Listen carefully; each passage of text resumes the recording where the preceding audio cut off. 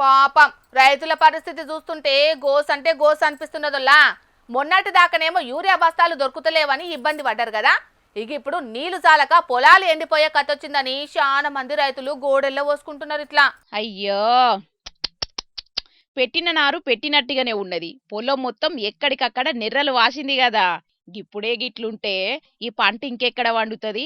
ఆఖరుకు పశువులు మేపుడే అయితట్టున్నది కదా.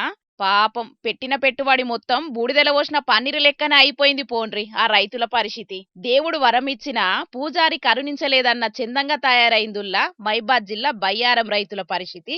మాది రైతుల ప్రభుత్వం, రైతుల కోసం మేము అన్ని తీవ్ర చర్యలు తీసుకుంటున్నామని సర్కారు పెద్దలు చెప్తూనే ఉన్నారు గాని మోక మీద పరిస్థితి అలాగున్నదుల్లా.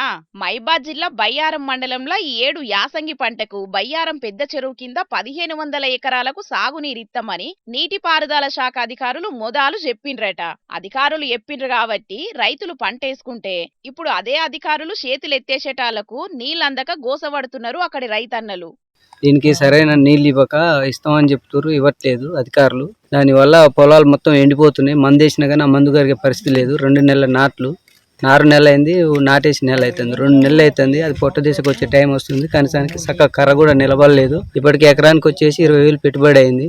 మాకు నీళ్లు మేడం అని చెప్పేస్తే లేపుతున్నాం ఉంటుంది. ఆ మేడం గారు అసలు నీళ్లు తూములు లేపట్లేరు. లేపినామని నిన్న మొన్న అబద్ధాలు చెప్తారు. 4 రోజుల నుంచి మేము రోజు ఫోన్ చేస్తామంటే లేపుతున్నాం అని చెప్తారు, లేపట్లేరు. నీళ్లు అనుకూలంగా రావట్లేవు. పొలాలు మొత్తం ఎండిపోతున్నాయి. అధికారులు నీళ్ళిస్తామని అబద్ధాలు చెప్పుకుంటా రోజులు గడుపుతున్నారట.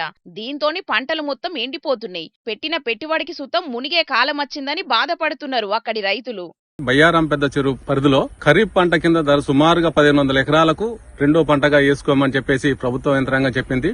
అయితే ఆ ప్రభుత్వ యంత్రాంగం ఖరీఫ్ పంట సాగు మొదలెట్టిన తర్వాత నీళ్లు ఇచ్చే పరిస్థితి లేదు. చేనులు ఎండిపోయే పరిస్థితి ఉంది, దారుణంగా తయారవుతున్నాయి.